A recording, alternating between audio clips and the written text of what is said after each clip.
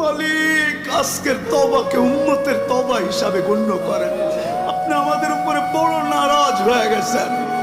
নাইলে অতীত তাকাইলে দেখি মালিক একজন হাত তুলতে দেরি, একজন চিৎকার দিতে দেরি, একজন আপনাকে অনুরোধ করতে দেরি, একজন বলতে দেরি, আকাশ থেকে সাহায্য আসতে দেরি হয় নাই, আপনার বাহিনী জাপায়া পড়তে দেরি করে নাই।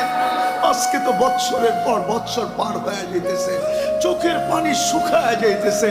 ও মালিক কোনো বিজয়ের চিহ্ন দেখি না। কত রোজাও তো ফিলিস্তিন ওয়ালাদের ইফতার হয়তো লাশ দিয়া, সেহরি হয়তো লাশ দিয়া। আল্লাহ এই রোজাও কি এরকমই হবে জানি না মালিক। এত নারাজ হয়ে গেলেন কেন মালিক? এত নারাজ হয়ে গেলেন কেন?